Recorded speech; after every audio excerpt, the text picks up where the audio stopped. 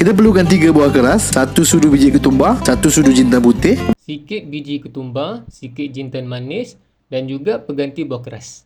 Lepas tu masukkan juga dalam 3 ulas bawang putih Masukkan juga seulas bawang putih. dan juga sedikit udang kering. Korang tumbuk sampai hancur. Pes udang masukkan sikit je kerana nanti rasa dia terlebih. Lepas tu kita campurkan dengan sedikit garam, Letak garam sikit, sedikit serbuk perasa dan juga sedikit baking soda. serbuk perasa sikit, lepas tu baking soda sikit. Masukkan juga sedikit chicken stock. Lepas tu korang gaul sampai sekata. Letak ekstra baru sedap. Lepas tu kita gaulkan dia.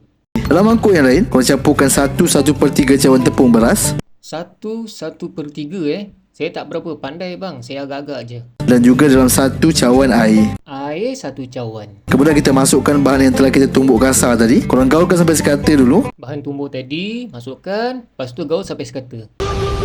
Lepas tu kita masukkan dalam 1 kotak kecil santan dan 1 biji telur ayam. Bang, santan ni lepas keluar dari PTX dia cair teruk abang. Tapi tak apa lah, saya abaikan je. Lepas tu masukkan telur. Korang gaulkan lagi. Lepas tu nak bagi smooth kita punya rempeyek, korang boleh tapiskan. Bang, ni kira cair ke pekat ni bang? Kira okey lah ni kan?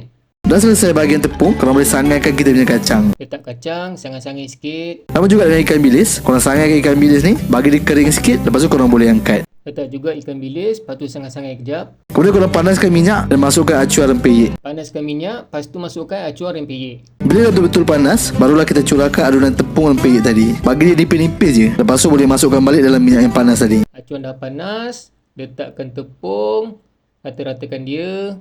Letak ikan bilis sikit, kacang sikit. Lepas tu gorengkan dia. Alamak bang, jadi bang. Bang, tengok ni bang, lagi sekali bang. Alamak, koyak pula dah. Sambung goreng jap. Siap.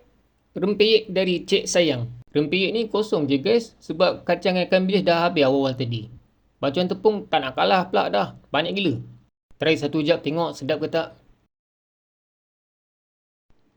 Uyo, crunchy. Rempeyek ni dia terlebih nipis pula dah. Lepas tu rasa rempah dia kurang. Tapi still sedap ni, nak kunyah-kunyah ni. Thank you bang, resepi bang. Okay guys, jumpa lagi.